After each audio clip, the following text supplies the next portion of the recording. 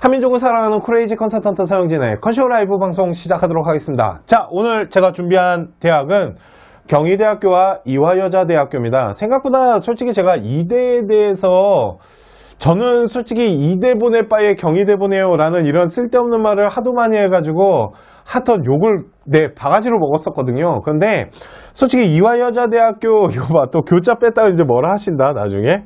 왜 우리가 대학이야 대학교지 라는 얘기 하실 것 같은데 죄송합니다. 교자 꼭 넣도록 할게요. 자막 때 교자 부탁드려요 뭐 이런 겁니다. 자, 왜 교차 뺐지 내가 진짜? 이거 PPT 제가 만들었거든요 이번 거는.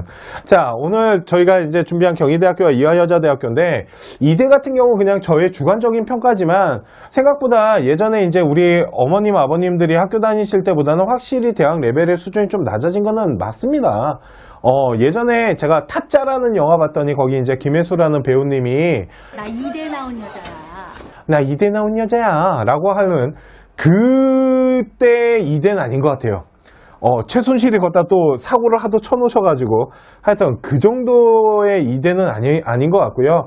대학 레벨을 따지자면 이제는 중앙대 정도? 중앙대 경희대 정도가 아닐까라고 조심스럽게 저의 주관적인 평가입니다. 이해가시죠? 자, 그러면 지금부터 정시대학별 분석방송 경희대랑 이대 방송 시작하도록 하고요. 다음 주, 그러니까 요번 주네요. 요번 주 금요일 날 마지막 대학교 제가 준비한 학교가 한국 외대를 일단 해드릴 건데 아직 대학교를 하나를 더 선정하지는 못했습니다. 일단은 외대는 해드릴 것 같다라고 생각하시면 될 것 같습니다. 자, 경희대학교는 가 나군에 포진해 있는데요. 이게 이제 캠으로 나눠졌다라고 보시면 되는데 서울이 가군이고요. 국제캠이 나군이다라고 보시면 되고 대부분의 이제 이공대학교나 이과대학교들, 자연과학대학교들은 다 국제캠으로 내려가 있는데 경희대학교 같은 경우는 이원화 정책을 쓰고 있다라고 보시면 되고요.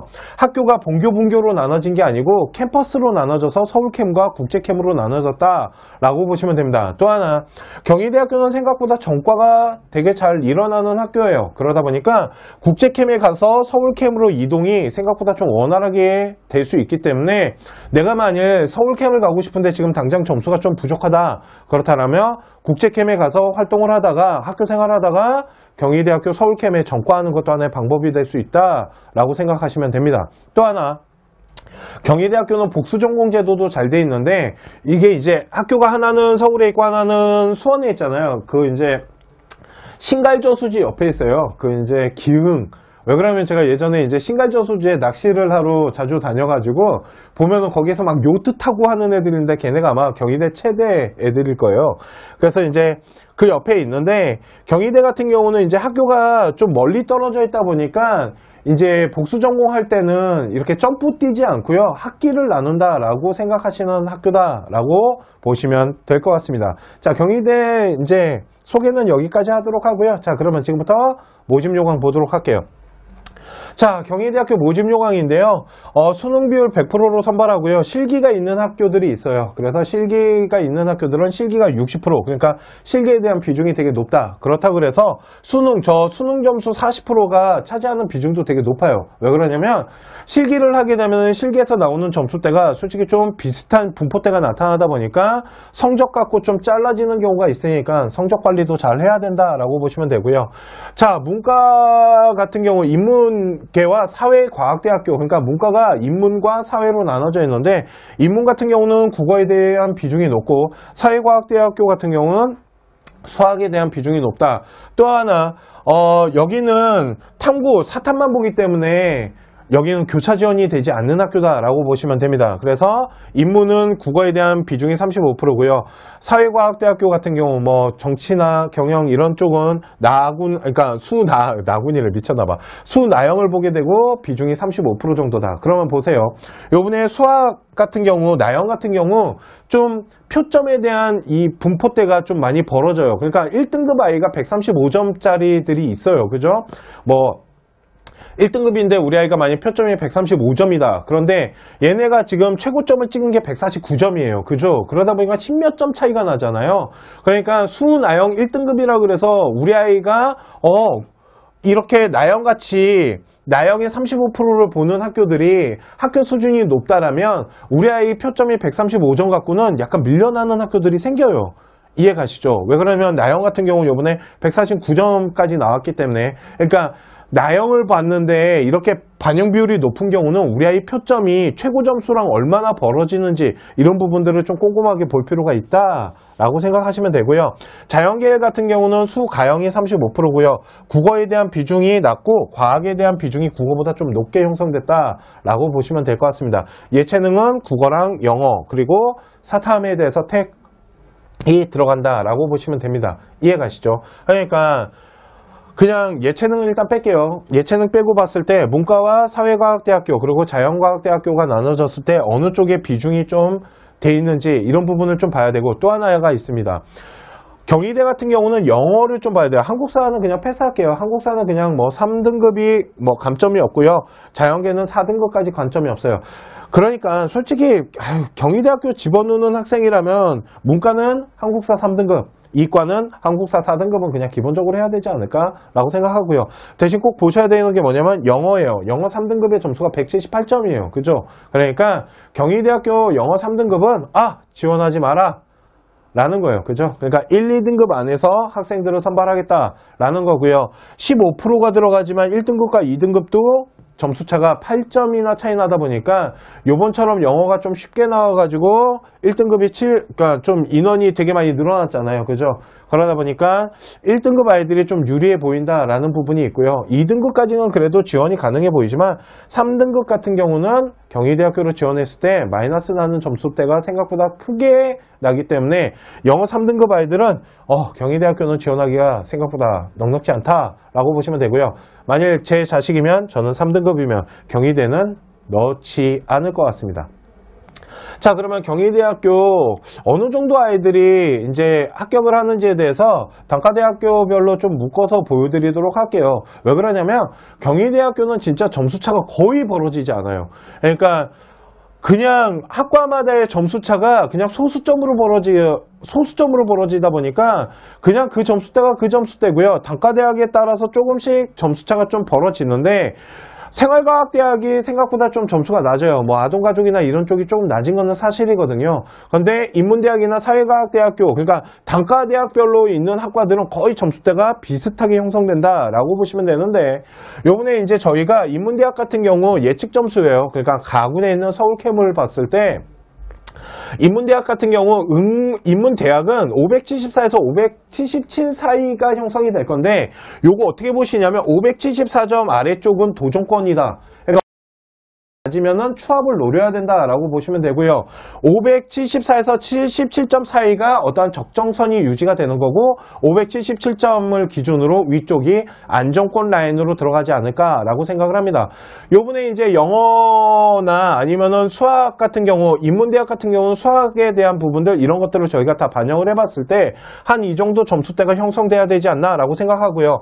인문대학 중에 응용영어 통번역이라는 게 있는데 그 학과는 생각보다 좀 점수대가 높게 형성돼요. 그러다 보니까 요번에 한 578점을 기준으로 학생들이 지원이 이루어지지 않을까라고 아주 조심스럽게 예상을 해봅니다.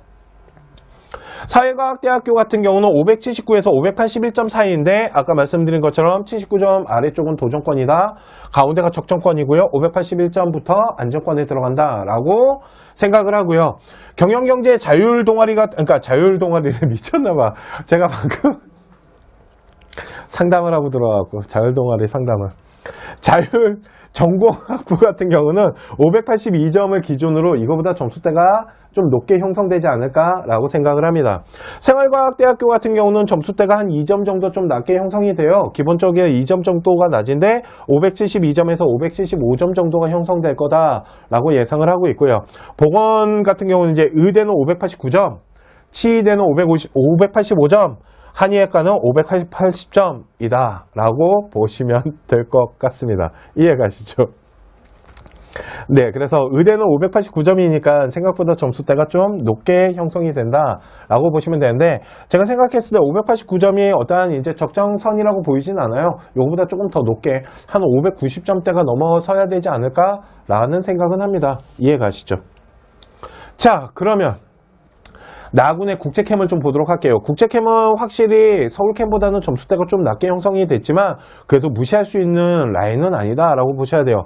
인문대학 같은 경우 인문대학은 566에서 568점인데 글로벌 커뮤니케이션이라고 있습니다. 이게 이제 글로벌 커뮤니케이션은 이런 미디어랑 좀 틀려요. 네, 그러니까 어떤 어문계열에 가깝다. 그런데 점수대가 569점을 기점으로 요거보다 점수대가 좀 높으면 높을수록 좀 안정권에 다가설 수 있고 569점 밑으로 도전권이라고 보지만 요거보다 좀 낮게 형성되면은 그냥 다른 인문대학을 찾아보시는 게 어떨까라고 생각을 합니다.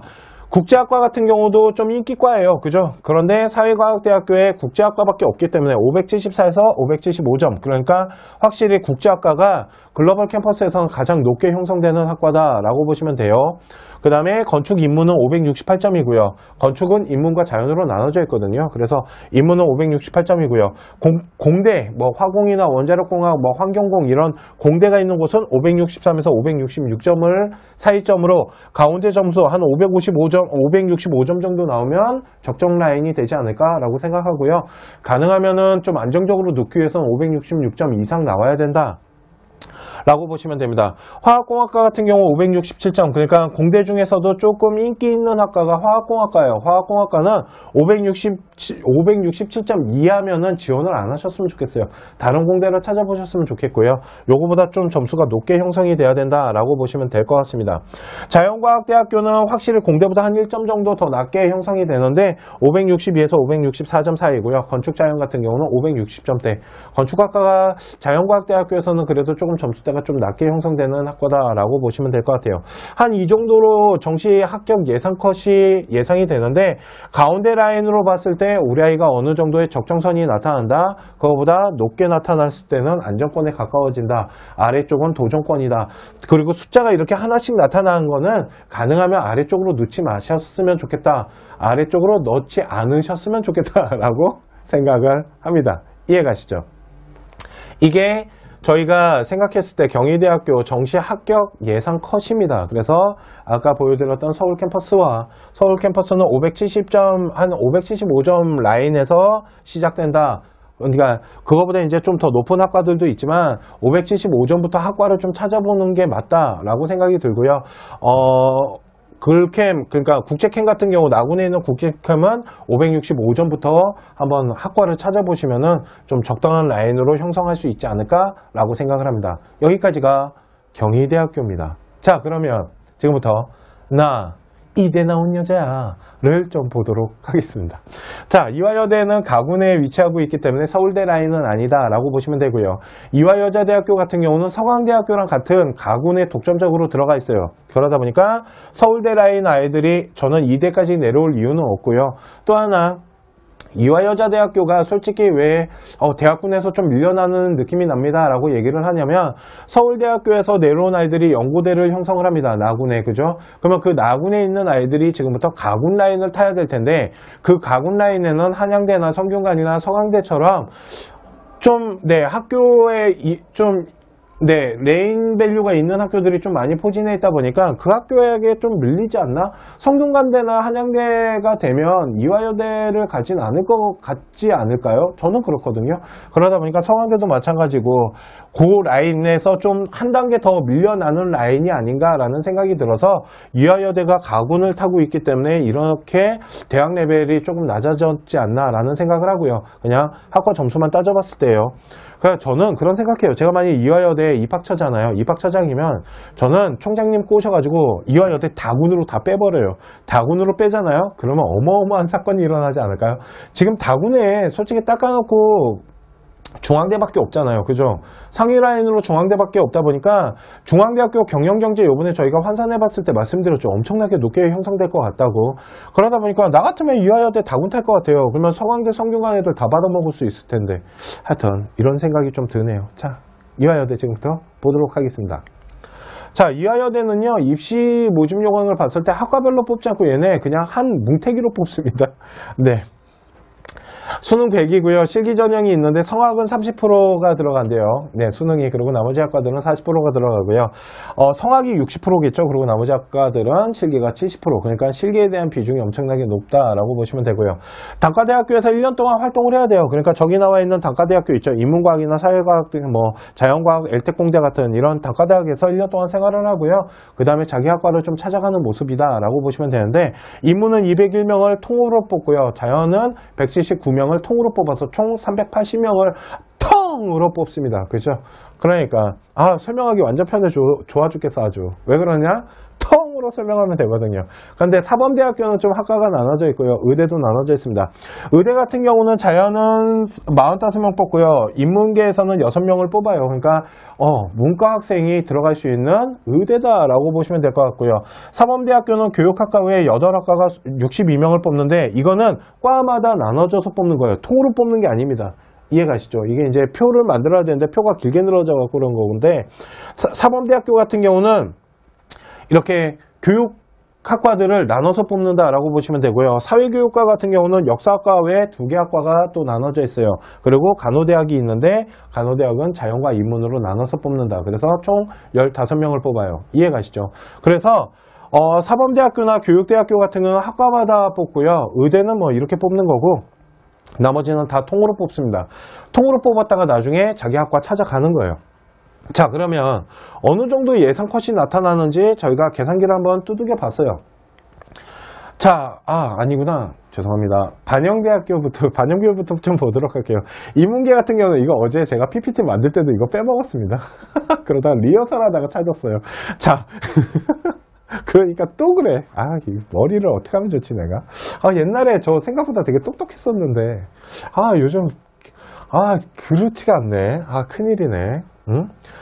고수톱을 좀 배워야 되나? 그래갖고, 치매 예방을 지금부터 좀 해야 되나? 자, 그 고수톱이 치매 예방에 짱인 거 아시죠? 하여튼. 인문계 같은 경우는 국어 25, 수학 25, 영어, 탐구 다 25, 25, 25, 25 딱딱딱딱 네, 뽑고요. 자연계도 똑같이 25, 25, 25, 25. 그러니까 딱 균형에 맞춰서 오는 아이들을 뽑는다라고 보시면 되고요. 그러니까 한국사 같은 경우는 등급별 점수를 반영한다라고 보시면 되는데, 영어 같은 경우 1등급, 2등급, 3등급, 4등급인데 1등급에서 2등급은 2점 정도가 차이 나고요. 1등급에서 3등급은 6점 정도가 차이 나는데, 생각해 봤을 때 영어에 대한 부분은 일단 4등급은 아예 지원할 수가 없는 점수대가 형성됐고, 그죠? 1등급부터 3등급까지는 그래도 어떻게 비벼볼 수 있지 않을까라는 생각을 합니다. 그런데 보통은 1, 2등급 안에서, 그러니까 2등급까지는 별 큰 문제 없이 들어갈 수 있는, 쉽게 말해서 네, 영어에 대한 반영 비율이 그렇게 높지 않지만 3등급도 한 6점 정도라면 한번 비비고, 다른 학과들 성적 잘 나왔다라면 한번 비비고 들어갈 볼 필요는 있을 것 같아요. 그죠? 그런데 한 94점까지는 그래도 어떻게든 커버가 되지 않을까라고 조심스럽게 예상은 하지만, 그래도 1, 2등급 안에서 잘려내지 않을까라고 생각하고요. 인문계 같은 경우 한국사는 3등급까지 감점이 없고요. 자연계는 4등급까지 감점이 없다라고 보시면 돼요. 이거는 뭐 보통의 학교들이 다 똑같고, 한국사는 뭐 그렇게 큰 비중을 차지하는 건 아니기 때문에, 그래서 영어 같은 경우는 영어 반영 비율에 대한 부분이 3등급까지는 그래도 한번 해볼만 하다라고 보여지는 학교가 바로 이화여자대학교고요. 이대 같은 경우는 영어에 대한 비중이 좀 낮다 보니까 서울대, 서강대 라인이다 라고 보시면 될 것 같습니다. 그러니까 서강대 눌래, 이화여대 눌래, 여학생이라면 서강대 눌래, 이화여대 눌래, 이게 관건일 것 같아요. 그죠? 네, 두 학교를 어떻게 집어넣느냐에 따라서. 근데 점수 계산해보면 서강대학교가 이대보다는 약간 높게 형성되는 것도 없지 않아 있어요. 계산기만 두들겼을 때. 자, 그러면 정시 합격 예상 컷을 좀 보도록 할게요. 이게 너무 편해. 통으로 뽑으니까. 인문계 같은 경우는 955에서 960점대가 좀 형성이 된다라고 보시면 되는데요. 955점과 6점 사이가 이제 적정 라인이 형성되고, 55점보다 낮으면 도전권이고요. 60점보다 높으면 좀 안정권에 가깝게 되지 않을까라고 생각을 하고요. 자연계열 같은 경우는 945에서 949점, 간호학부 같은 경우는 942, 의예과 인문이 993점이에요. 엄청 높죠. 그러니까 대박입니다. 여기면 이거 서울대도 갈 수 있을 것 같은데. 의예과 자연 같은 경우는 985점 정도가 나타나고요. 사범계는 945점에서 949점 사이. 그리고 초등교육과는 조금 높아요. 초등교육과는 생각보다 조금 높게 형성되는데 한 958에서 962점, 그러니까 958점보다 낮으면은 초등교육과는 지원을 안 하는 것도 하나의 방법일 것 같아요. 그냥 958점 정도는 나와야 되지 않나라고 생각하고요. 유아교육과 같은 경우도 952점보다 낮으면은 지원하시면 좀 힘들지 않을까라고 생각하고요. 잘하면 이번에 유아교육과 같은 경우는 작년 데이터 비교해보고 추이를 좀 분석해보면 무너질 때가 되긴 했는데 하여튼 952에서 953인데 요 952점보다 좀 낮으면은 지원하기가 좀 힘들 수도 있는데 이게 무너지면 또 한도 끝도 없이 무너질 것 같아서 만약 내가 이화여대를 지원을 할 건데 이화여대에 들어갈 수 있는 점수가 안 되잖아요. 그러면 유아교육과 한번 도전해 보시죠. 뭐 이렇게. 네. 그래서 인문계 같은 경우는 955점부터 시작되는 점수 라인으로서 도전권과 안정권으로 나눠지고요.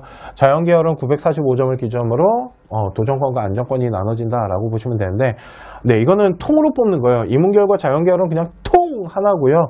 사범대학교 같은 경우는 학과마다 좀 차이가 있긴 한데 다 이 점수대에서 움직인다. 945에서 949점 요 차이가 이제 좀 적정선이 나타나고요. 49점이 좀 넘어가게 되면은 좀 안정권에 가까운데 거기에 들어가지 않는 부분이 초등교육과와 유아교육과가 있어서 따로 빼서 설명을 해드리는 겁니다. 이해가시죠? 네, 여기까지가 이화여자대학교에 대한 정시 합격 예상 컷을 소개를 해드린 겁니다. 네, 오늘 저희가 준비한 대학교는 경희대학교와 이화여자대학교에 대해서 해드렸고요. 다음 시간에는 한국외대는 해드릴 것 같아요. 준비를 하고 있기 때문에 해드릴 것 같고, 그 외 학교를 지금 뭘 할지를 한 3개 정도 학교를 가지고 지금 고민을 하고 있는데 그 중에 하나의 대학교로 선정해서 금요일 날도 마지막 대학별 분석방송은 마지막이고요. 정시방송이 마지막이다라고 보시면 될 것 같아요. 저는 더 이상 정시방송 하지 않을 거예요. 다음 주 금요일날 정시방송 마지막으로 해드릴 거고요. 그 다음부터는 네, 다시 수시에 관련된 학생부 종합전형이나 이런 수시에 관련된 방송을 해드리도록 할 거고요. 그리고 저희가 다음 주에 저희가 라이브 방송이 이제 잠깐 휴식기에 들어가요. 왜 그러냐면 이제 시즌4가 원래 그때 말씀드렸죠. 원래 시즌4가 되게 일찍 끝났어야 되는데 정시방송 아니라 좀 늘렸는데 저희가 일주일만 좀 쉴 것 같아요. 그리고 시즌5가 화요일부터 시작되는데 그거는 공지를 해서 올려드리도록 하겠습니다. 아니면 저만 쉴까요? 이도원이랑 이우승 컨설턴트는 계속 라이브 하라고 해도 돼요. 그 방법이 있었구나? 저만 쉬죠 뭐. 네, 이우승 강사님 지금 보고 계시잖아요. 그러니까 나만 좀 쉴게. 자, 이해가시죠? 자, 오늘 라이브 방송 여기까지 하도록 하고요. 경희대학교랑 이화여자대학교 지원하시는 학부모님들은 학교 환산 점수 구하셔가지고 예상 컷이랑 한번 비교를 해보셨으면 좋겠습니다. 자, 잠시만 기다려주시면 1대1 상담 시작하도록 하고요. 1대1 상담하고 싶은 회원님들 지금 글 남겨주시면은 저희가 오늘은 조금 상담을 좀 길게 못 해드릴 수도 있기 때문에, 그리고 제가 오늘 되게 빨리빨리 지금 설명을 한 겁니다. 그죠? 마음이 급해요. 네, 상담 시간이 되게 이렇게 잡혀있기 때문에 마음이 급해갖고 오늘 좀 빨리 설명을 해드렸는데, 네, 저희가 녹화방 올려드릴 테니까 다시 보면서 준비를 하시면 될 것 같습니다. 자, 오늘 라이브 대학별 분석 방송 여기까지 하도록 하고요. 지금부터 1대1 상담 시작하도록 하겠습니다.